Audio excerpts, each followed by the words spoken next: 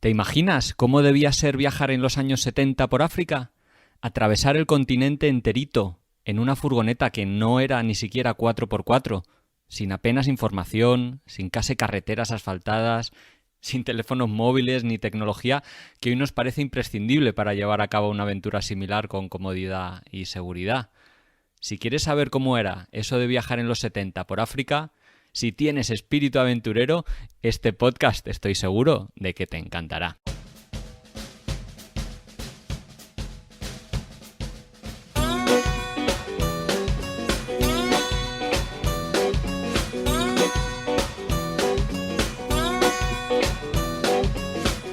Hola trotamundos, bienvenidos, bienvenidas a Un Gran Viaje. Soy Pablo Strubel, autor de la web y el libro Cómo preparar un gran viaje y organizador de las jornadas de los grandes viajes. Y en este podcast quiero compartir la experiencia y aprendizajes de gente que ha hecho increíbles viajes de varios meses o años. ¿Empezamos?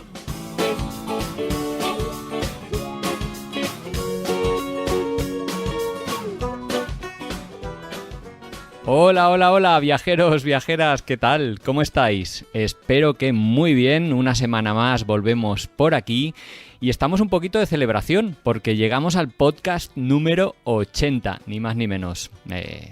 Se podía celebrar cada decena o incluso esperar a celebrar el número 100. Quería hacer un podcast un poquito especial para celebrar este número y efectivamente aquí lo tenéis. Hoy vamos a hablar con Rosa María Calaf. No sé si algunos de vosotros la conoceréis, pero yo creo que todo el mundo, porque es una de las periodistas que ha sido más importante en el periodismo y el reporterismo internacional español. Fue corresponsal de televisión española en medio mundo y ahora está jubilada. Pero ella en el año 1973 se lanzó a recorrer África en una furgoneta Pegaso pintada de colores bastante hippie.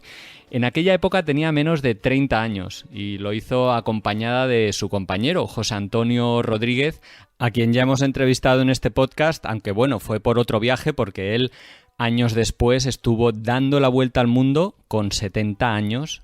En un 4x4. Estuvo más de 5 años haciéndolo y os invito a que escuchéis el podcast número 7 en el que le entrevistamos porque, menudo viajazo. Bueno, el viaje de hoy ni mucho menos palidece en comparación, al revés. En los años 70 atravesar África, tal y como ellos lo hicieron, es algo que hoy prácticamente sería imposible realmente. Salieron de Barcelona, embarcaron en un ferry hasta Argelia y allí atravesaron el Sáhara hasta llegar al Golfo de Guinea y después se desplazaron rumbo hacia el Índico, atravesando por República Centroafricana hasta llegar a Kenia. Y desde Kenia ya enfilaron rumbo sur hasta llegar a Sudáfrica, al Cabo de Agujas, el punto más al sur del continente. En un viaje que en principio iba a durar apenas 3 o 4 meses, al menos eso es lo que tenían ellos pensado, y acabó durando pues casi 1 año y medio largo. El viaje acabó en Namibia, volvieron desde Namibia en un barco pesquero que también tiene su miga, ya lo escucharéis en el podcast. Y bueno, ha sido un lujazo conversar con Rosa María, quien ya veréis qué capacidad de comunicación que tiene, qué reflexiones más potentes va soltando, no solo del viaje, sino del hecho de viajar, del turismo, del intercambio con otras culturas. Reflexiones que van salpicando esta conversación que tuve con ella y realmente ha sido un lujo contar con su presencia en este podcast número 80. Y la verdad es que es una suerte porque de este viaje casi no hay ningún testimonio. Hicieron un reportaje que se fue emitiendo en Radio Televisión Española, grabaron algunas píldoras, pero no se ha escrito ningún libro, ni hay ninguna web, y realmente yo creo que prácticamente no hay otro podcast o otro documento actual en el que pues ella hable de este viaje y rescate tantas vivencias, cosa que por otro lado es una suerte para mí y para vosotros los oyentes, pero es una pena porque ya veréis qué viajazo. También me permito recomendaros escuchar el podcast número 50, en el que Cristina Losada nos habla de un viaje que hizo también en los años 80. Ella estuvo dando la vuelta al mundo durante 8 años, en los años 80, y también, bueno, nos da esa perspectiva de cómo era viajar en una época en las que, bueno, en lo que no había internet, la falta de información era notoria, en el que había que ir casi día a día obteniendo la información, intercambiándola con otros viajeros, tirando mucho de embajadas, en fin, un estilo de viaje y unas circunstancias viajeras totalmente diferentes a las que nos enfrentamos o las que tenemos hoy los viajeros que recorremos el mundo. Y este podcast que, como os comento, como veis, es tan importante o tan especial para mí, me gustaría dedicárselo a los patronos y a los mecenas que estáis apoyando este podcast, ya sea a través de la plataforma iVoox o a través de la plataforma Patreon. Estáis apoyándolo económicamente, dedicando unos pocos recursos cada mes a apoyar y a financiar este podcast y el trabajo que hay detrás de él. Así que se lo quería dedicar especialmente a María José Pupas Travel, a César Martel, a Nacho, a Rens Van Berg, a Mauricio Gallego y a los otros 8 mecenas o socios, como le llama iVoox, que estáis colaborando económicamente de manera anónima. Así que muchísimas gracias por vuestro apoyo. Si quieres, y no lo sabías, apoyar este podcast para que sigamos adelante y agradecer con una pequeña aportación económica mensual, pues en iVoox es muy fácil, tienes que ir al perfil del programa, hay una pestañita que pone apoyar, o puedes entrar en patreon.com/ungranviaje y desde ahí, a partir de 2,99 euros, pues hacer tu donación, tu apoyo, tu agradecimiento en forma económica. Si no puedes, no pasa nada y como cada semana os recuerdo, muchísimas gracias por los mensajes que recibo y las críticas tan positivas que vais dejando. Eso, bueno, me enorgullece y me llena de satisfacción. Y antes de empezar, me gustaría también agradecer el apoyo de Web Empresa, que es una empresa dedicada al alojamiento de páginas web, blogs de viaje y tiendas online que muchos viajeros utilizamos en nuestro día a día. Por si no la conocíais, Web Empresa tiene bastante fama en el mundillo por las medidas de seguridad contra hackers, spam o fallos de los propios usuarios que a veces hacemos y, bueno, la cagamos. Como hacen copias de seguridad cada 4 horas, pues bueno, digamos que si me cargo la web trasteando con ella, como me ha pasado varias veces, pues bueno, el desastre tiene fácil solución y la puedo recuperar sin problemas. Pero además también si pasa algo un poquito más serio o si tengo dudas, tienen un soporte técnico en español las 24 horas todos los días del año. En fin, te invito a mirar en su web, webempresa.com, y además si contratas alguno de los servicios que tienen, tienes un descuento del 25% si escribes el código UNGRANVIAJE al contratar el servicio. Venga, pues ya sin más preámbulos, ni rodeos, ni mensajes, os dejo con esta entrevista a Rosa María Calaf, que espero que disfrutéis un montón. Hola Rosa María, ¿qué tal? ¿Cómo estás? Bueno, encantada, pues, de hablar con vosotros y sobre todo de hablar de mi pasión, ¿no? Que son los viajes. Pero bueno, ahora un Sí, poco encerrada, evidentemente, como todo el mundo, ¿no? sí, Ah, para mí precisamente es un placer hablar de esa tal vez faceta menos conocida de tus inicios como viajera, ¿no? Porque todos te conocemos por tu trabajo periodístico, pero no tanto tal vez de cuando empezaste a viajar y sobre todo del viaje que más nos llama la atención, que es aquel que hiciste en África en furgoneta y ujú. que te llevó desde Barcelona hasta Ciudad del Cabo en los años 70. Sí, Pero sí. si te parece, déjame dar un paso hacia atrás, porque he escuchado en algunas entrevistas Ujú. que tu pasión por los viajes seguramente se la debes a tu familia, a la educación que te dieron desde pequeña. ¿Es eso cierto? Sí, totalmente. Yo siempre he dicho en todos los sentidos, ¿no? Que yo nunca hubiera podido hacer lo que he hecho si no hubiera sido por la maravillosa familia en la que nací, ¿no? En la que realmente pues había una intención y una clara voluntad de educarnos tanto a mi hermano como a mí, pues como personas, ¿no? Y estamos hablando, claro, yo nací en el 45, ¿eh? O sea que estamos hablando de Sí, esos sí. años, además en España, de esa España oscura, represora, en fin, tan gris, ¿no? Y ahí era pues bastante insólito el que, sobre todo siendo una niña, se me hubiera dado, ¿no? Todo ese activo para luego poder pues desarrollarlo después. Y efectivamente mi familia era una familia viajera, mi abuelo era un empresario, tenía negocios en Cuba, viajaba mucho a Ah, Estados Unidos, viajaba por Europa y por tanto, bueno, pues yo ese contacto con el exterior lo tuve desde muy pequeña y siempre digo que para mí mis recuerdos de infancia del exterior eran las lecturas con mi padre, que era un gran bibliófilo y era un gran lector, y una de mis primeras lecturas que recuerdo, ¿no? Vamos, leída por él y después leída por mí, porque me fascinaba, fue la Odisea, ¿no? Y me ujú. fascinaba la mitología griega, etcétera, ¿no? Pero luego fueron lo que me contaba mi abuelo de sus viajes. Fue a la India, por ejemplo, en ¡Hala! barco, imagínate, pues a principios del siglo XX, ¿no? Recién estrenado el siglo Guau. XX. Por tanto, todo eso formó pues, ese caldo de cultivo en el que yo me di cuenta, ¿no? De que la importancia de conocer lo diferente y de que de lo que iba a aprender era siempre de lo distinto, ¿no? Así que sí, sí, sí, absolutamente cierto, ¿no? ¿Tus primeros viajes fueron en familia o fuiste, digamos, enviada a estudiar fuera en solitario y ya, digamos, Bu- fuiste ganando Las, independencia? En las 2 cosas, o sea, es decir, en familia, en muchísimas ocasiones, porque mis padres también eran viajeros y además mi padre siempre decía que primero hay que conocer bien lo propio, ¿no? Y Mm, después, pues también empezar a salir fuera, ¿no? Pero primero, entonces, bueno, pues viajábamos. Yo recuerdo algunos viajes vamos, de realmente muy pequeña, digamos, pequeña, o sea, casi ni siquiera adolescente, ¿no?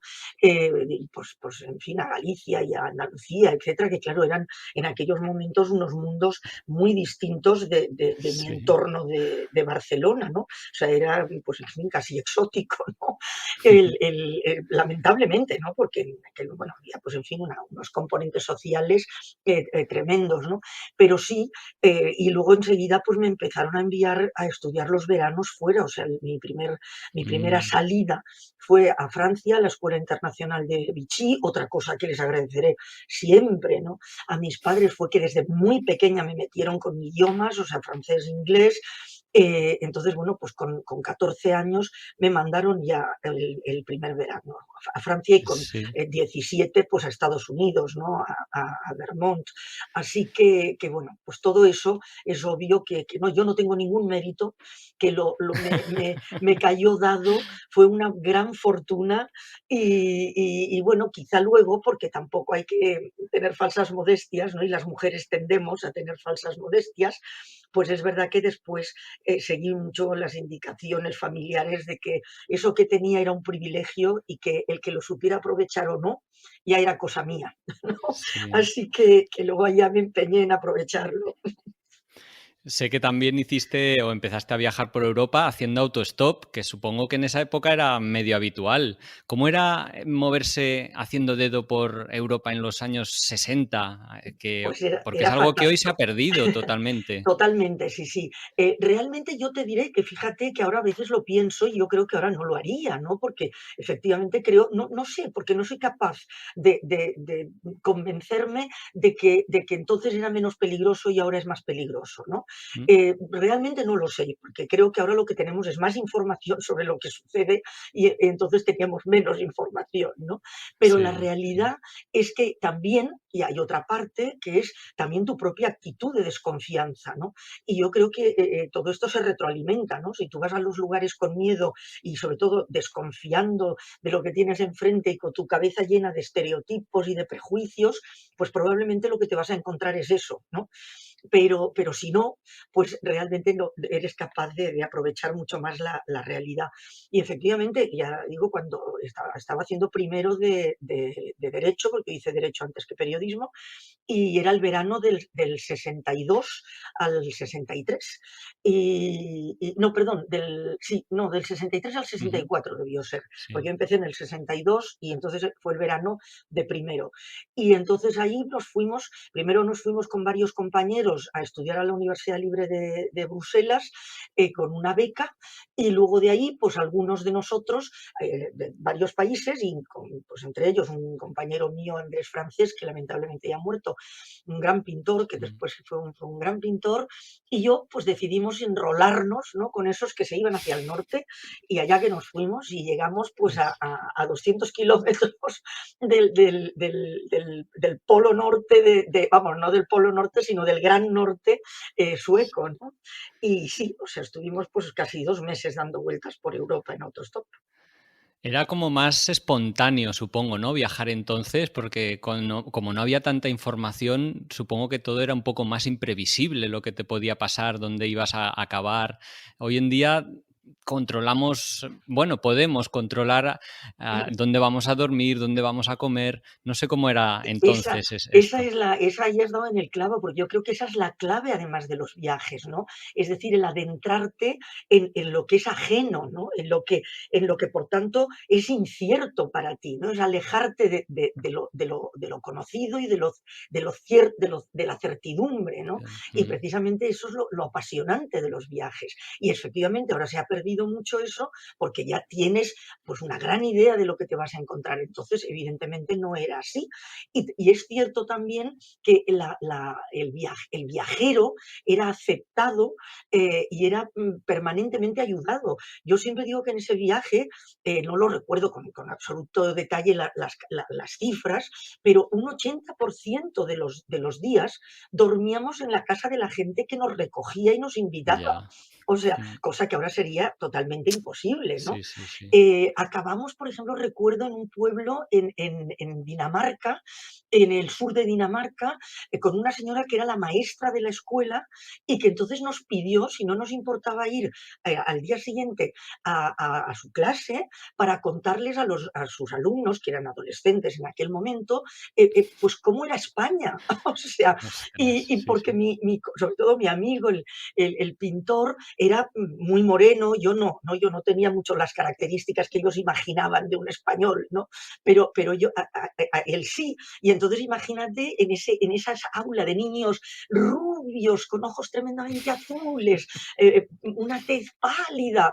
Bueno, pues nosotros así como, sobre todo él, pues moreno, pues en fin, moreno también de piel y tal. O sea, bueno, éramos un absoluto espectáculo. Imagínate todo esto, Es- ahora sería completamente impensable, ¿no? Antes comentabas eso, que cada vez, bueno, y los somos conscientes que tenemos más información. ¿Qué crees que nos aporta viajar hoy en día si tan bien informados estamos, supuestamente? Bueno, porque yo creo que nada que se puede, vamos, nada de lo que aprendes prácticamente con el viaje se aprende en los libros. ¿Y eso por qué? Bueno, pues porque para mí el viaje te transforma, es decir, te transforma a ti, o sea, por dentro y por fuera, ¿no? Y eso solo se puede conseguir si estás en los lugares, si tienes el contacto con las personas, si miras a las personas a la cara y a los ojos, ¿no? Y Mm. no simplemente con el relato de otro, ¿no? Porque verdaderamente el viaje es ese incorporar permanentemente conocimiento de lo distinto, ¿no? Y eso, bueno, un libro te lo puede proporcionar, por supuesto que sí, y te va a dar posiblemente muchos datos que cuando viajas es probable que tú no puedas ni siquiera llegar a almacenar, ¿no? Pero Ujú. son datos exentos de tu propia percepción, ¿no? Y entonces eso es, por mucho que tú ahora digas, bueno, voy preparadísimo, he leído un montón, he visto documentales, en fin, todo lo que tú quieras, eso es una cosa importante, pero lo importante es todo lo que tú ahí vas a sentir cuando estés y todo lo que vas a incorporar en tu yo. ¿no? Y eso te lo vas a traer a casa y ya te digo, y eso te va a transformar a ti y va a transformar a aquellas personas que te van a preguntar y a las que se lo vas a contar, ¿no? Es Así verdad. que creo que, vamos, que el viaje es absolutamente insustituible, ¿no? Sí. Bueno, volviendo un poco a tu trayectoria o a tu vida, digamos, volviste, acabaste Derecho, luego estudiaste Periodismo también en Barcelona y con solo 25 años entraste en Televisión Española como reportera, trabajando unos años allí. ¿Qué recuerdas de aquellos primeros años como periodista? Bueno, fue fantástico, ¿no? Claro, fue un aprendizaje, continuo, lo sigue siendo, porque creo que lo bueno de la vida es esto, ¿no? Que aprendes todos los días si tienes el chip de aprendizaje puesto, ¿no? Mm, Evidentemente, si cierras los ojos y apagas los oídos, no aprendes nada, ¿no? Y si solo escuchas lo que te mandan, ¿no? De determinados sectores, pues tampoco. Pero es cierto que aquello, pues, fue una experiencia y además en los estudios de Barcelona específicamente, que fue donde yo empecé, en Miramar, eran pequeños y de ahí pues salió, ¿no? Un gran número, ¿no? de profesionales de los medios de comunicación y concretamente de la televisión, ¿no? Yo lo recuerdo con verdadero cariño, ¿no? Fue difícil, ¿eh? Porque la verdad es sí, que claro. pensemos que estamos hablando del año 70 y que, por ejemplo, yo siempre cuento la anécdota de que en esos estudios de Miramar no había baño para mujeres, ¿no? Porque no había ninguna. Es decir, había baño para mujeres en los estudios y el maquillaje para las locutoras, abajo que estaban en el sótano, y en la planta alta de dirección para las secretarias. Pero donde hacíamos la televisión, es decir, en la cocina, la redacción, cámaras, controles, montajes, etcétera, no había, porque evidentemente pues no había ninguna Ostras. mujer, yo fui la primera, ¿no? Sí, sí. Entonces, eso fue complicado, el conseguir tu espacio, ¿no? Pero tengo que decir que, porque si no sería tremendamente injusto, el que no me encontré, no solo no me encontré ningún rechazo, sino que me encontré muchísimo apoyo por parte de mis Mm, compañeros, que varios de ellos siguen siendo mis grandes amigos ahora todavía, ¿no? Y no hemos perdido nunca el contacto, ¿no? mm. Y realmente lo recuerdo, ya digo, o sea, con gran cariño fundamentalmente y con gran agradecimiento, ¿no? Porque si no hubiera pasado por esa escuela, pues tampoco sé si hubiera sido capaz de hacer lo que hice después, ¿no? Ya. Porque la pelea esa por el espacio y porque se te considere capaz de hacer eso que quieres hacer, porque siendo una mujer la capacidad no se te presupone, ¿no? Es cierto. Bueno, pues, en fin, hubiera sido imposible seguir adelante.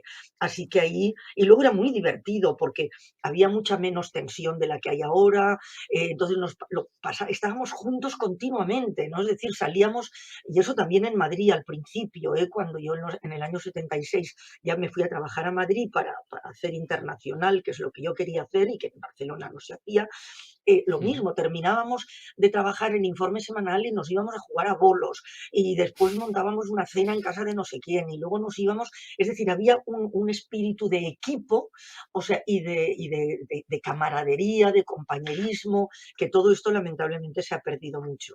Ya. Sin embargo, a pesar de que estabas tan contenta, feliz, aprendiendo tanto, algo te debía latir dentro porque en 1973, con menos de 30 años, decides emprender el viaje que supongo que era el más desafiante hasta la fecha, que fue cruzar África en una furgoneta con tu pareja, José Antonio. Ujú. ¿Qué te hizo dejar el trabajo y lanzarte a viajar si tan contenta estabas? Pues la verdad es que me costó porque es verdad, o sea, que para mí mi trabajo nunca ha sido un trabajo en el sentido bíblico, ¿no? Del castigo, porque nunca lo he Sí. percibido afortunadamente como un castigo, sino al contrario, ¿no? O sea, como un privilegio y un premio muchas veces, ¿no? Pero es verdad que para mí era fundamental como lo sigue siendo ahora, el viajar. Es decir, que Mm. yo siempre he dicho que creo que me hice periodista, y es decir, que me fui hacia el periodismo y no continué en el derecho, aunque yo hice derecho pensando en hacer carrera diplomática, que también Ujú. consistía en irme fuera, ¿no? O sea, es decir, yo siempre tuve, para mí mi prioridad siempre ha sido el conocer lo diferente, insisto, ¿no? Y por tanto, claro, ¿qué pasó? Que ahí llegó un momento en que, bueno, empezamos a hablar de, pues, de hacer una pequeña expedición, de cruzar el Sáhara, luego lo fuimos ampliando y entonces para mí aquello fue prioritario total. O sea, es decir, Mm. que ya me di cuenta de que eso es lo que en aquel momento quería hacer. Y después he pensado muchísimas veces que ya digo que me hice periodista y me especialicé en internacional para poder viajar. Ujú. Había que curtirse en la carretera, evidentemente. ¿Cuál fue, Exactamente. ¿Cuál fue la reacción de tu entorno? Porque ya que estabas ahí encontrando tu hueco a nivel profesional en un entorno complicado, como decías, de repente tomarte un sabático, además en la España de aquella época debía ser casi marciano. Absolutamente. No, era, bueno, primero una sorpresa total, segundo, no pensaba nadie, ni siquiera nosotros, ni José Antonio ni yo, el que íbamos a estar tanto tiempo. Inicialmente la Ah, idea era habernos ido, pues, por unos 3, 4, 5 anda. meses, ¿no? Ujú. Como mucho, como mucho. Bueno, pero en cualquier caso, efectivamente, o sea, fue un shock, para todo el mundo y, bueno, y fue también como una alegría porque participó mucha gente de la preparación también, ¿no? Y de hecho lo montamos como una expedición, buscamos el nombre, le pusimos Livingstone 2 porque se celebraba un aniversario en el año 70, en el año, perdón, 73. Luego, pues tuvimos que conseguir que nos prestaran el coche, que el coche era una furgoneta de repartir leche, ¿eh? O sea, que no vayamos a creer que era el super Toyota magnífico Land Cruiser Sí, que tenemos ahora, ¿no? sí, sí, sí. Entonces, el conseguir todo esto, pero por ejemplo conseguimos pues personas que se fascinaron igual que nosotros con ello. Desde el Ayuntamiento de Barcelona, Luis Miravilles, que entonces estaba ahí y que nos apoyó y nos... Imagínate que salimos de Barcelona con nuestra furgoneta pintada de colores, Ujú. escoltados por la Guardia Urbana ¡Hala! hasta 5 kilómetros después de la salida de Ujú. Barcelona por la Diagonal, ¿no? Después, imagínate, pues, vamos, que la Pegaso, por ejemplo, nos prestó la furgoneta porque una persona a la que daría algo por saber dónde está y contactar con él, que espero que viva todavía, porque tampoco era mucho mayor que nosotros, que se llamaba, me parece que era Jaime Borrell, si no recuerdo mal, que era la persona de Pegaso que nos prestó la furgoneta, que nos presentamos ahí y dijimos, oiga, necesitamos una furgoneta para hacer esto. Y en vez de mandarnos a la porra, pues se entusiasmó igual que nosotros con nuestro Sí. proyecto y ahí que nos prestaron la furgoneta, ¿no? O la Montesa que nos dejó una moto todoterreno que llevábamos dentro de la furgoneta, ¿no? Así que ¿En serio? imagínate. Y, o sea que sí, hubo mucha sorpresa, pero hubo mucho apoyo. ¿Y cómo se preparaba un viaje en los años 70 de un cruce de un continente sin internet, sin guías de viaje? ¿Cómo averiguar qué rutas seguir, qué fronteras cruzar? ¿Cómo fue ese preparativo previo? Porque Bueno, supongo pues que tampoco también fue algo muy nada fácil, nos costó nada fácil, claro. nos costó varios meses y algunos viajes a París y a Londres a comprar libros, sobre todo a la Foyles Ah, en, claro. en Londres, de las Mm, guías de viaje que había, los mapas, porque era dificilísimo encontrar mapas, ¿no? No había mapas. sí. Luego, por ejemplo, yo siempre cuento que hablé, que en aquel momento no era para nada lo conocido que es ahora, pero a través de unos amigos míos franceses, etcétera, con Kapuczynski, porque me dijeron, Anda. oye, el que conoce muy bien es un polaco Sí. periodista que ha estado, y entonces en aquel momento él hablaba francés y entonces, pues bueno, estuvimos hablando por teléfono, vamos, con bastante complicación, ¿cómo te puedes? Porque en fin, todo eso era muy complicado entonces, ¿no? Y buscando, ya te digo, pues el consejo de aquellos, luego, por ejemplo, estuvimos hablando con misioneros, fuimos a muchas misiones, que como siempre decimos, en fin, con cariño, o sea, que podría parecer un Sí, poco sí. sarcástico que una de las grandes exportaciones españolas durante muchos años pues fueron los misioneros, ¿no? Y las misioneras, es decir, las monjas fundamentalmente, ¿no? Y bueno, pues con estas congregaciones que nos ayudaron, el Parque Zoológico de Barcelona, por ejemplo, ¿no? El gran especialista en primates, Sabaté, nos ayudó muchísimo. Él conocía pues una parte, ¿no? del África Central, pero fue muy complicado. Y yo creo que sobre todo lo que se requirió absolutamente es la decisión absoluta de hacerlo, el Mm, convencimiento de que lo íbamos a poder hacer, el prepararnos hasta el máximo bueno, estar convencidos de que habíamos hecho todo lo posible para prepararnos en lo mejor, de la mejor manera posible y sobre todo contar con las personas locales. Y eso ha sido algo con la que yo he vivido toda mi vida profesional. O sea que siempre mi homenaje es a todas aquellas personas que en los lugares que te vas encontrando son los que verdaderamente mm. conocen lo que ocurre y te ayudan y están contigo y sin ellos hubiera sido absolutamente imposible, ¿no?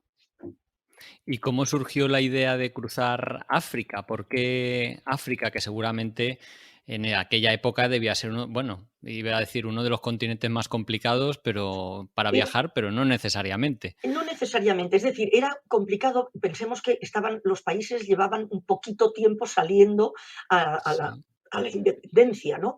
Es decir, claro. la descolonización había empezado hacía pocos años y los países habían ido sumando a esa independencia, lo cual quiere decir que había también, en general, había algún conflicto, pero en general no, o sea, en general había una voluntad y una sensación de construcción, ¿no?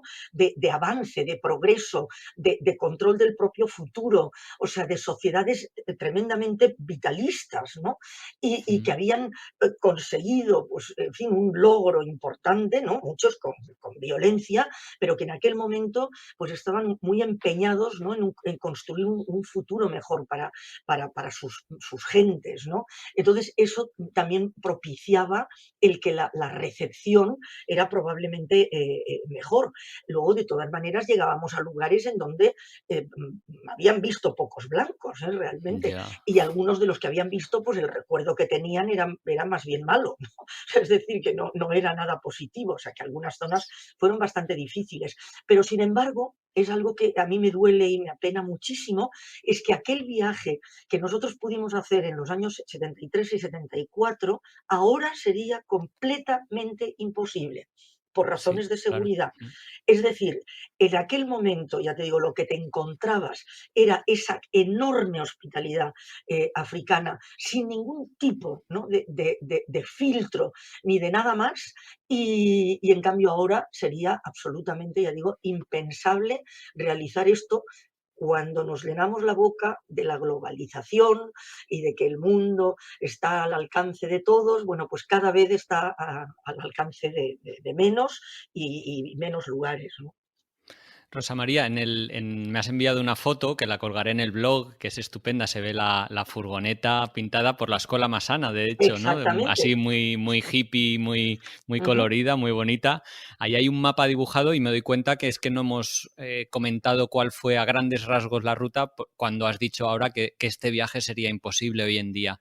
¿Cuál fue en grandes trazos la ruta que seguisteis? Pues mira, seguimos, o sea, llegada a Marruecos, Argelia, cruce del Sáhara por Argelia y luego ya hacia el oeste, o sea, en Níger, lo que entonces era Alto Volta, ¿no? Que ahora sería Mm, Burkina Faso, claro, y ostras. el Mali, subida a Mali, imagínate toda la zona donde ahora es absolutamente, ya digo, insensato, ¿no? Intentar Sí. viajar por tu cuenta, el norte de Mali, luego pues Costa de Marfil, Golfo de Guinea, es decir, pues bueno, Ghana, lo que entonces era pues Togo, Dahomey, Nigeria, y luego de Nigeria subimos otra vez hacia el norte hasta el Chad, luego del Chad pasamos a la República Centroafricana, la Wow, República sí. Centroafricana Congo, que entonces era lo que después, bueno, o sea, en aquel momento era el Zaire, ¿no? Estaba Ujú. Mobutu todavía, y luego ya, pues, grandes lagos, o sea, Ruanda, Burundi, etcétera, y luego ya, pues, bueno, Tanzania, Kenia, hicimos hasta el norte de Kenia, volvimos a bajar, lo que entonces era Zanzíbar, y entonces ya luego, pues, Zambia, y bueno, ya la zona sur, ¿no? O sea, Ujú. de África hasta Ciudad del Cabo, y luego subimos hasta lo que entonces era África del sudoeste, lo que sería Namibia actual, y allí embarcamos con el coche incluido en un barco de la pesquera gallega, cargado de langostinos a tope, que además cuando llegamos a La Coruña fuimos a pagar nuestro viaje, ¿no? Porque cuando nos Sí. embarcaron, pues nos dijeron, bueno, ya cuando lleguéis a La Coruña, pues ya vais a la central y allí pues ya os dirán. Y entonces nos recibió el propietario, que era un señor ya mayor, que estaba retirado, etcétera, pero que era el que había montado, ¿no? Esa compañía que llevaban en aquel momento sus hijos. Y cuando le dijimos, bueno, pues venimos a liquidar todo eso, nos dijo, vamos, ¿qué me vais a liquidar? ¿Qué me vais a liquidar? Venga, que os invito a comer. Sí, Y sí. no te puedes Además. imaginar, ¿no? Después de un año y pico, cocina gallega. O La sea que mejor recepción imagínate. posible. O Sí. sea que fantástico. Fuisteis por desierto, fuisteis por jungla, por montañas, nuevamente por desierto? ¿Cuáles fueron las mayores dificultades o retos en ese viaje? Bueno, sin duda ninguna, el estado de las supuestas carreteras, ¿no? Claro, Porque sí. realmente pues era penosísimo, no había prácticamente asfalto en ninguna parte, te encontraba ríos que era imposible pasar, porque bueno, recuerdo concretamente uno precisamente ¿no? en el norte de la República Centroafricana, en la que bueno, llegamos a una especie de ferry que se suponía que había, que llevaba 4 meses estropeado, ¿no? Y entonces precisamente un misionero, que estuvimos en la misión ahí con ellos, nos dijo, oye, olvidaos de que vayan a arreglarlo y tal, y continuad. Y dijimos, bueno, continuad ¿hacia dónde? No, pues mira, a unos 500 kilómetros Buah, hay otro ferry. Y entonces eran 500 kilómetros en los que hicimos una media diaria de 20-25 kilómetros por buah, día, imagínate. Dios O mío. sea, lo que tardamos en poder hacer grandes tramos de esos 500 kilómetros, ¿no? Entonces, bueno, eso fue sin ninguna duda lo más complicado. Y había zonas, bueno, que pensábamos que era imposible que pudiéramos pasar, ¿no? Y que pasábamos otra vez, gracias a que encontrábamos gente que nos empujaba, camiones, que era lo único que generalmente nos encontrábamos, ¿no?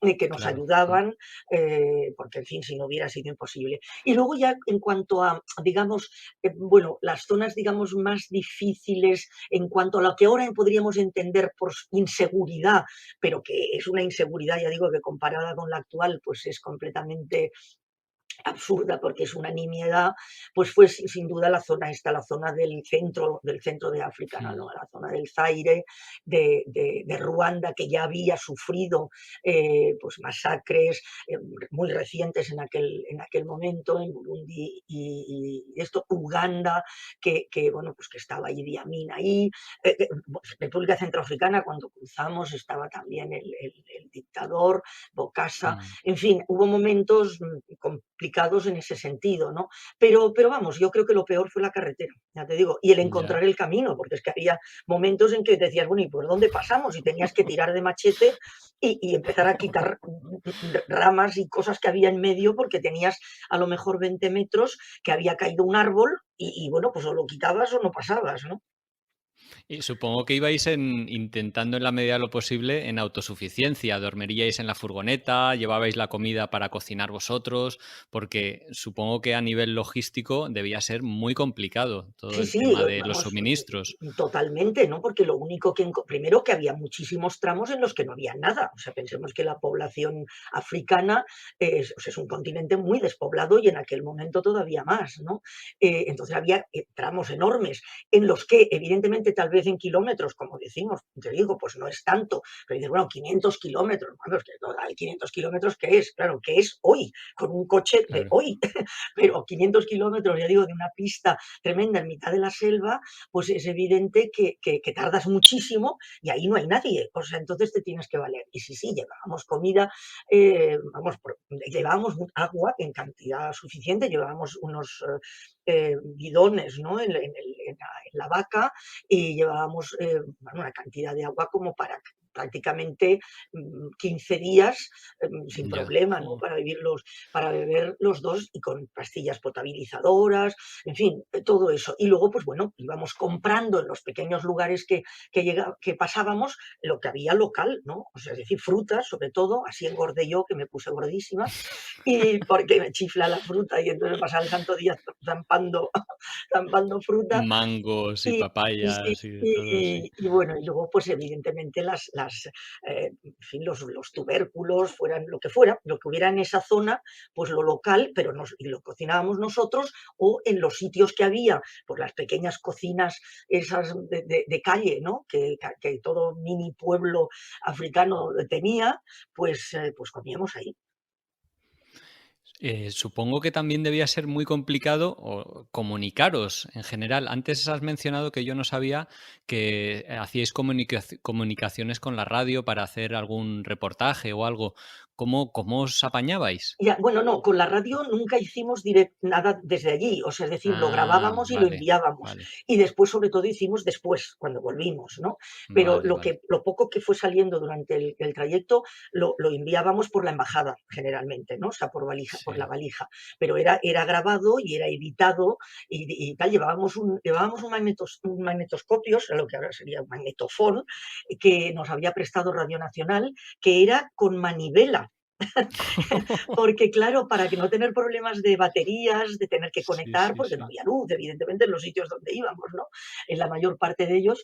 Entonces se daba una manivela y ahora no recuerdo la marca, es una marca, vamos, icónica, y bueno, era un trasto que pesaba como 20 kilos, pero era, o sea, imagínate, ¿no? O sea, no eran cintas de estas grandes, bueno, eso era muy complicado. Pero desde luego para comunicar con la familia y todo eso también, o sea, es decir, que era hasta llegar a las capitales normalmente, o alguna ciudad con una cierta importancia, y entonces, pues siempre otra vez lo mismo, ¿no? Vía embajadas o delegaciones diplomáticas, fueran la nuestra o fueran, pues en fin, de países, pues generalmente pues, europeos, ¿no? Que pudieran tener, pues en la zona francófona la de Francia y en la Ujú. anglófona, pues el Reino Unido, y luego, pues, como ya te digo, los misioneros, la radio, por ejemplo, radio de radio aficionado, ¿no? O sea, es decir, Anda. para ir dando, pero fíjate, pasamos una época al principio, sobre todo de desconexión total, hasta el punto de que un compañero de la radio que empezó a preocuparse, pues fue a hablar con el director, de Jorge Arandes en aquel momento, y bueno, hablaron con el Ministerio de Exteriores, avisaron a las embajadas a ver, en la última que nos había visto dijo que habíamos pasado por allí, que efectivamente íbamos camino de no sé qué. O sea, es decir, que todo eso ahora parece que estamos hablando del Sí, siglo sí. XIX, ¿no? Sí. Pero no, era el año 70, ¿eh? Era, vamos, 73 concretamente. Qué increíble. Oye, ¿qué países recuerdas? Antes has hablado de la gente, evidentemente, pero ¿qué países recuerdas con especial cariño y por qué? Y yo, sin duda, el primero que me viene a la cabeza es Ruanda.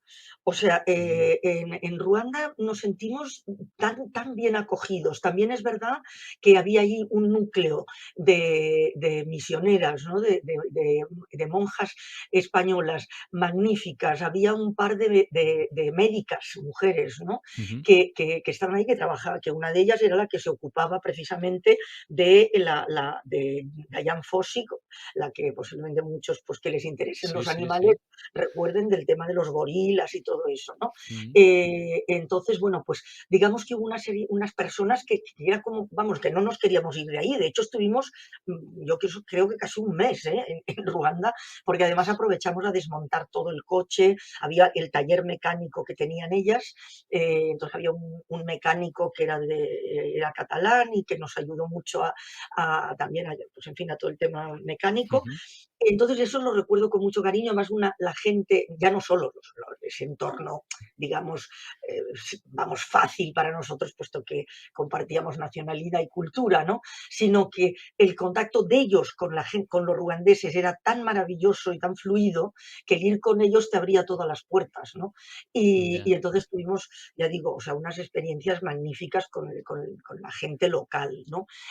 Así que posiblemente, ya digo, si tengo que buscar solo uno, diría este. Y después Costa de Marfil. Costa de Marfil también fue Ah. extraordinariamente agradable en lo personal. Sí, no sé si por entonces también ya era como un país en ebullición cultural, ¿no? Hoy en día es uno de los principales motores de la música, de la cultura en esa región, Sí, sí, aunque era ya muy distinto a su entorno, ¿no? Posiblemente más parecido a Senegal, que luego pues mm, ya lideró, ¿no? Efectivamente, esa ebullición de ese África de la que no se habla, ¿no? De la que las informaciones publicaciones solo hablan de África en lo negativo y siempre hablan en lo de la desesperanza, ¿no? Cuando realmente África tiene una, ya digo, o sea, una vitalidad tremenda y tiene un valor extraordinario en cuanto a la creatividad, ¿no? De una juventud, es un continente eminentemente joven y por eso es tan tremendo, ¿no? Que estén en esa situación, bueno, pues de tanta dificultad que obligue, ¿no? A que tantísimos jóvenes se marchen sufriendo lo que Sí. sufren y perdiendo la vida en el Mediterráneo, ¿no? En el supuesto Mare Nostrum, que debería ser de ellos también. Sí. ¿Has vuelto a muchos países de los que pasaste y en tal caso, cómo los has encontrado en esta evolución después de 40 años? Pues claro, sí he vuelto, no a muchos, he vuelto siempre trabajando, es decir, que siempre he vuelto ya Ah, en sí, viajes profesionales y entonces, claro, también es una percepción diferente. La realidad es que evidentemente han avanzado, pues es evidente y lógico, ¿no? Si no sería tremendo en lo material, pero desde luego en lo humano muy poco, ¿no? Y creo que es un ejemplo, un extraordinario mosaico de la injusticia, ¿no? Que es lo que el mal que, en mi opinión, peor, ¿no? Que aqueja al mundo en este momento y la causa de que pase pues, muchas de las cosas que están sucediendo, ¿no? Y entonces yo en muchos lugares, sinceramente, creo que se malentiende el progreso, ¿no? Porque ¿qué es el mm, progreso? ¿No? Porque si el progreso consiste en que, bueno, vale, la casa ya no es una choza pero es una barraca, ¿no? mm. De trozos de madera con un tejado de uralita, no veo dónde está el progreso, ¿no? Y entonces ahí, sinceramente, me apena muchísimo. Y luego, pues toda ese África culturalmente tan potente, ¿no? Se ha ido diluyendo, ¿no? Porque hay esa mala costumbre de querer imponer culturas, ¿no? Es decir, hay que tratar de darse cuenta de que la diversidad es una riqueza y de que en todo caso hay que modificar lo que atenta a los derechos humanos universales, ¿no? Esas prácticas, o sea, que no son justificables con un pretexto cultural. Mm. Pero desde luego lo que no hay es que abolir la cultura. Por ejemplo, yo recuerdo haber hecho un reportaje creo que fue en Kenia, donde fui con el Papa, imagínate, ¿no? Con el Juan Pablo II en un viaje de papal, con lo cual quiero decir que tenía poco tiempo para otras cosas, pero sí que hice un reportaje sobre el cambio, la modificación del concepto de belleza, porque la publicidad era toda en blanco. O sea, es Anda. decir, eran Sí, sí. mujeres blancas fundamentalmente, ¿no? Entonces, ¿cuál era el ideal de belleza que se estaba imponiendo, ¿no? Un ideal de belleza absurdo, o sea, que, porque no tiene nada que ver con la Sí, idiosincrasia sí. y la identidad de esos pueblos, ¿no? Entonces, ese tipo de desastres, bueno, pues yo creo que han hecho daños tremendos, ¿no? Luego, por otra Mm. parte, pues ha habido evidentemente grandes avances en salud, etcétera, ¿no? O sea, es decir, que no todo es negativo, pero tampoco todo es positivo. Ya.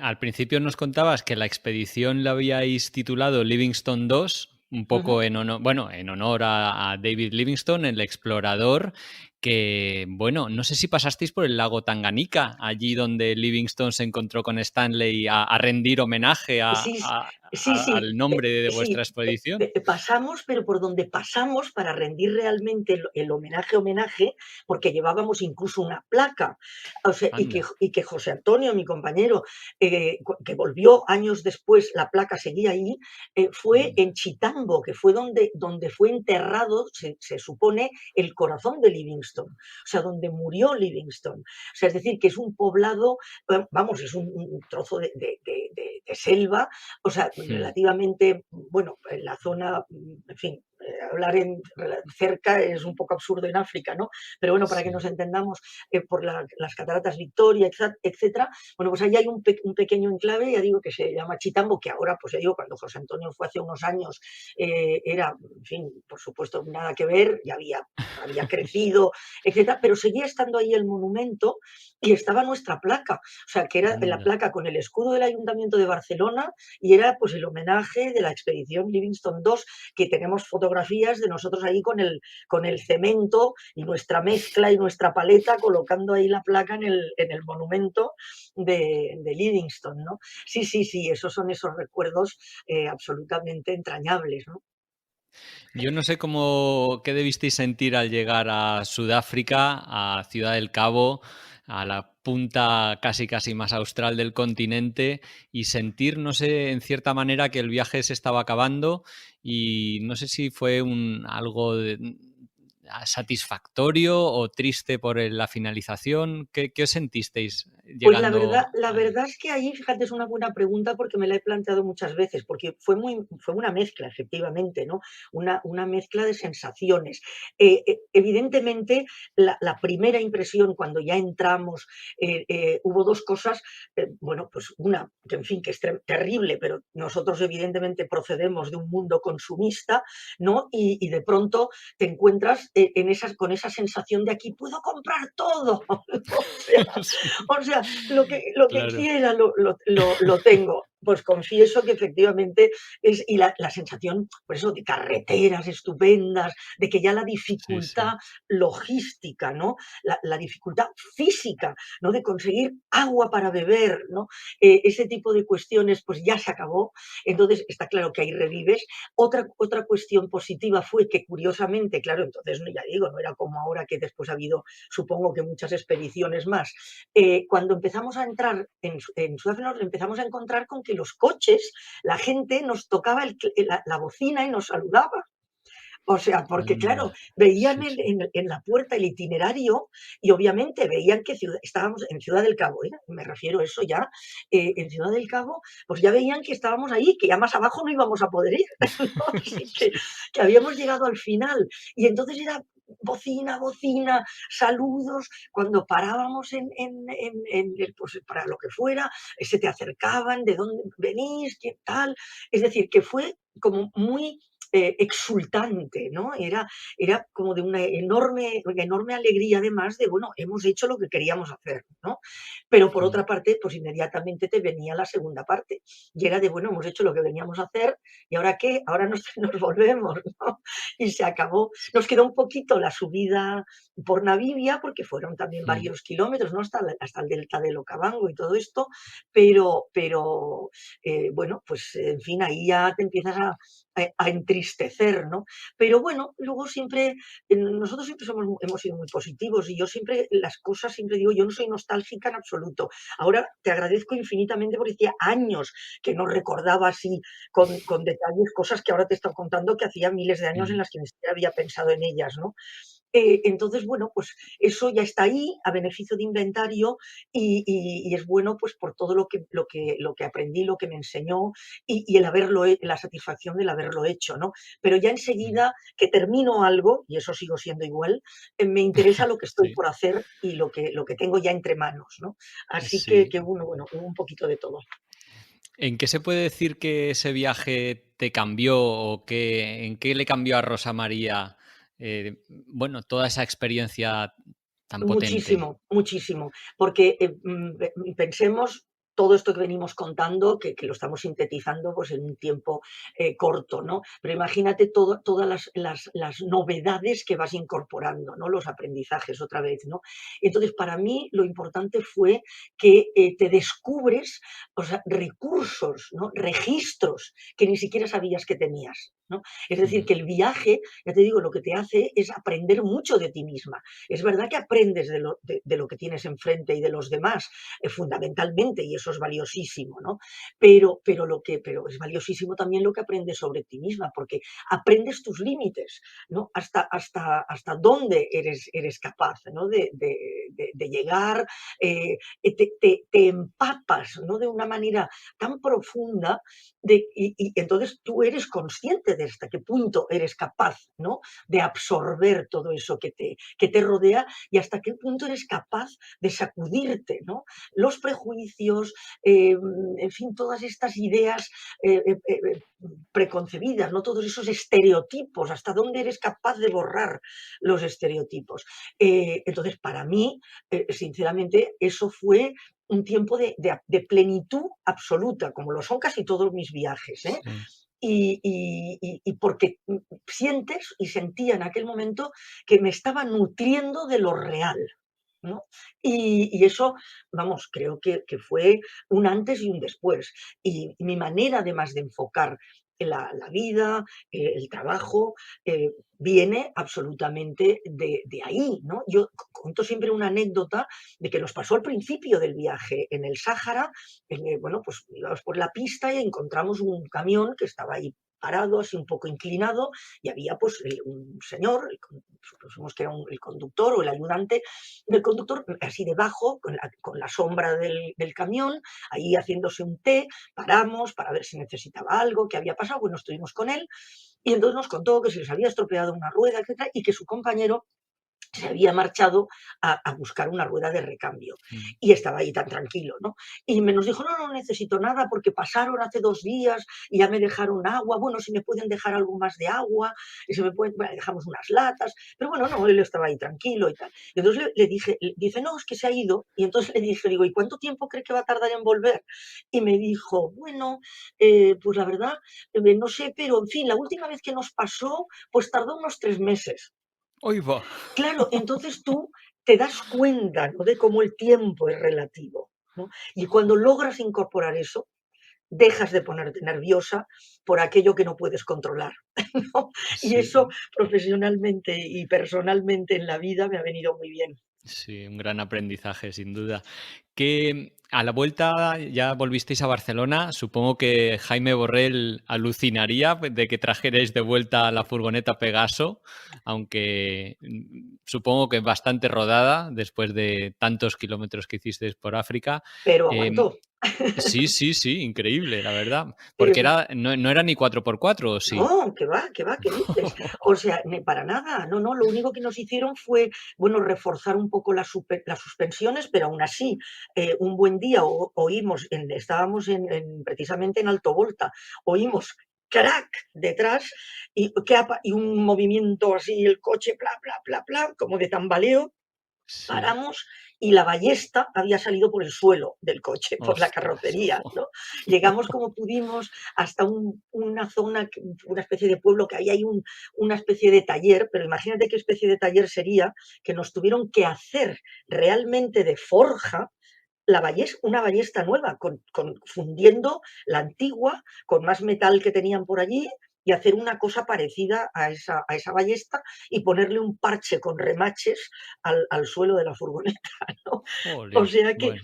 tremendo. Y sí, sí, la furgoneta volvió, la furgoneta, fíjate que ahora me da pena no saber qué fue de ella, porque si hubiera pensado en ello antes, les hubiera pedido que cuando la pasearon por España, en exposiciones, etcétera. Entonces, evidentemente, no era como ahora. Ahora hubiéramos hecho posiblemente tropecientas mil conferencias y Mm. presentaciones y de tal. En aquel momento, pues no, pero ellos sí que lo llevaban pues también los sitios por Europa, ¿no? Incluso por las típicas O ferias las del ferias, automóvil, ¿no? sí, Los sí, sí. salones del automóvil y todo eso. Sí. Y entonces, luego en un momento determinado, pues ya la debieron desguazar y ya Mm. está, ¿no? Que si yo hubiera pensado en ese momento, hubiera pedido que me la dieran, ¿no? Porque ahora Ya, tengo una enorme nostalgia de esa furgoneta. sí. ¿Qué testimonio quedó del viaje? ¿Hicisteis, porque contaste que hicisteis como reportajes a la vuelta? Sí, Un libro no hicimos escribisteis no, no, nada, no, ¿no? no, porque fíjate que yo lo del libro, que todavía ahora, y mira que han pasado años, me siguen dando mucho la lata con las editoriales, la lata en el buen sentido, por favor, Sí, sí, que sí. lo agradezco muchísimo para que escriba no solo eso, ¿no? Sino, pues, de toda mi experiencia y mis 183 países hasta ahora y esas cosas. Y luego, bueno, mi Sí. experiencia periodística, ¿no? Pero a mí lo de escribir un libro me da realmente mucho pudor, por una parte. Yo soy periodista, soy reportera, que siempre digo lo mismo, a mí me gusta el Mm. terreno, no sé si sé escribir un libro, y sobre todo a mí lo que me requeriría escribir ese libro sería pararme, ¿no? Para escribirlo. Y no Efectivamente. tengo la menor intención de pararme. O sea, la maldita pandemia me ha parado Sí. y ha sido lo único que ha conseguido pararme, ¿no? Sí. Y siempre digo que vamos, que desde la adolescencia, y no es así para hacer una provocación, que no dormía tanto tiempo en la misma cama, seguido, y realmente que había estado tantos meses sin viajar, porque a partir de Ya. mis 14 años O sea, yo realmente todos los años viajaba, o sea, pero viajaba y en aquellos entonces que no viajaba nadie, ya te digo, viajaba como 2 o 3 veces al año, ¿no? O sea, Sí, y sí, sí. durante mi universidad me fui a Egipto y estuve viajando por Europa y me fui a Estados Unidos y yo que sé la cantidad de cosas, o sea, es decir, que solo el maldito virus pues ha conseguido dejarme aquí. Ya. De a la vuelta de ese viaje, como buena reportera, conseguiste un puesto como corresponsal, primero en Nueva York, luego en Moscú, Buenos Aires, Roma, Viena, Hong Kong, Pekín. ¿Te hubiera gustado trabajar en África en alguna corresponsalía? Sí, sí, sí, sí, sí, sí, sí, siempre digo eso porque, de hecho, como corresponsal es mi asignatura pendiente, ¿no? Sin ninguna Ya. duda, porque ya te digo, cuando fui como enviada especial y para hechos muy puntuales, y ya en una etapa en la que el periodismo se había acelerado, de esta manera como es ahora, en donde, bueno, la cantidad está casi por encima de la calidad y donde Sí. lo que impacta está por encima de lo que importa y donde realmente pues el periodismo, digamos, ha perdido, o sea, toda esa capacidad de investigación y de profundización, etcétera. Hay obviamente muy buen periodismo en este momento que se está haciendo aquí y fuera, pero hay que buscarlo, ¿no? O sea, Ujú. no es en el día a día y en la cobertura de mis pobres compañeros que están en la actualidad haciendo información internacional, pues la verdad es que los pobres tienen de todo menos tiempo y recursos, que es lo que Sí. es fundamental para hacer una información internacional pues como es debido, ¿no? Así que Sí. hacen lo que pueden. Y bueno, pues en fin, esa es un poco la cuestión, ¿no? Sí. Viajar como periodista, mm, ¿es muy diferente a viajar como turista? Sí, sí lo es. Bueno, como turista, realmente no he viajado nunca, espero, en mi vida. O sea, Bueno, ya me porque entiendes. Quiero nos decir, por entendemos, ocio, por ¿no? amor al No, y viaje, digamos, todos sin los un que nos están compromiso. exactamente, Sí, todos los que nos están escuchando nos entienden sí, perfectamente, ¿no? sí, sí. Sí, sí. No, sí es diferente, porque evidentemente el viajar como periodista significa unos objetivos muy, muy concretos, aparte de una tremenda responsabilidad, ¿no? Que es lo fundamental. Es decir, tú cuando viajas para ti, bueno, la responsabilidad es solo contigo misma, ¿no? Y ya Está está. claro. Pero claro, cuando tú viajas como periodista, tienes en tu mano un bien, ¿no? Extraordinariamente delicado y fundamentalmente, ¿no? Imprescindible, como es la noticia, ¿no? Como es la Claro. información. Ujú. Entonces, eso requiere, o sea, ya digo, un sentido pues, de la ética, de la responsabilidad, del compromiso, y porque tú tienes ese bien que tienes que elaborar para entregárselo a los demás, ¿no? Y tú eres un intermediario, no eres nada más que eso, pero como Mm. intermediario, ese trabajo de puente, ¿no? Tiene que ser hecho con el mayor esmero, la máxima honestidad, el más absoluto rigor. Entonces, todo eso te crea, evidentemente, un peso añadido, ¿no? A la hora de Sí. trabajar. Por eso ahora, cuando viajo, en todos mis viajes actuales, desde que estoy jubilada, que sigo con mi todoterreno dando vueltas por ahí, yéndome en coche a Mongolia desde Barcelona y cosas así, bueno, pues, ¿qué ocurre? Que me piden que escriba, ¿no? Y compañeros de la prensa Sí. me piden que haga de la radio, por supuesto, pues Sí. de cosas. Y no quiero hacerlo, porque yo ahora quiero Claro. viajar Sí, sí. precisamente, pues volviendo a recuperar esos viajes del inicio, ¿no? Mi propio interés personal para después comunicarlo como, pues en fin, a los entornos, las conferencias, los colegios, que hago un montón de cosas, pero no con ese objetivo exclusiva. Y entonces si viajo para escribir, viajo de otra manera. Bueno, Rosa María, no me gustaría abusar más de tu tiempo y del tiempo que nos has dedicado a todos los oyentes. Quería darte las gracias más sinceras, de verdad. Ha sido un placer conocer más de, bueno, tu bagaje viajero, que ya decía que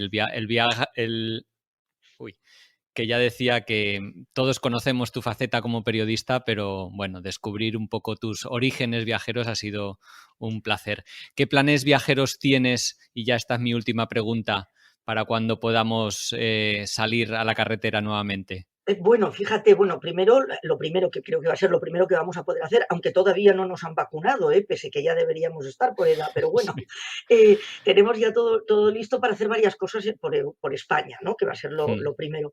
Luego tenemos ya organizado, que lo tuvimos que parar, un viaje por los Balcanes y Moldavia, etcétera, mm, para recorrer los sitios en los que estuve cuando estaba terminando ya la guerra de los Balcanes, lamentablemente, ¿no? sí, Luego yo tengo Arabia Saudí, que la tenía prevista para abril pasado y claro, ahí se me pinchó, como puedes imaginar, claro. inmediatamente, Mm, porque aparte yo estaba enferma ya en ese momento con COVID.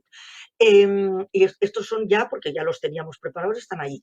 Y luego ya la siguiente, posiblemente pues a principios del año que viene, tengo idea de irme a Papúa Nueva Guinea, porque he estado, Bueno, pero poco, así deprisa. Bueno, y luego tengo pendiente, que también se tuvo que posponer, una vuelta al mundo, pero esta es un experimento, pues bueno, que lo que me importa más es porque es en un mes, lo que me interesa más es porque es con un grupo de mujeres y quiero ver las reacciones, sobre todo, de pasar de culturas tan dispares como, por ejemplo, vamos a empezar en Islandia y de Islandia vamos a saltar a Etiopía y de Etiopía al Líbano y del Dios Líbano pues mío, al sí, sur sí. de la India. Es decir, el ver cómo se desarrolla, ¿no?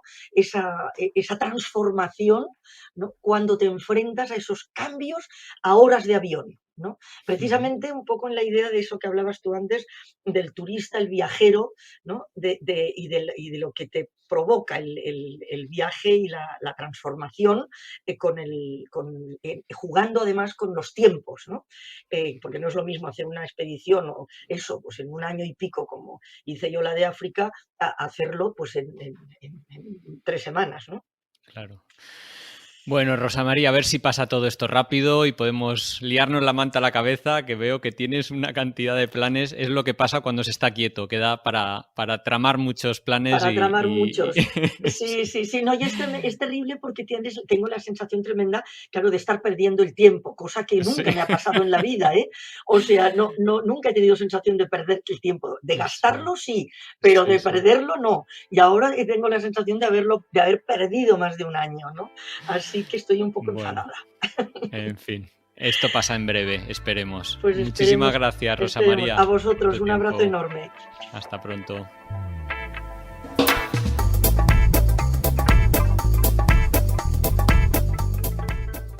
Y esto ha sido todo por hoy. Os quiero dar las gracias por haber escuchado hasta aquí. Si os ha gustado mucho, compartidlo, dadle al like o, bueno, poner cualquier comentario que os parezca relevante, porque eso nos da mucha energía y ganas de seguir adelante con este proyecto.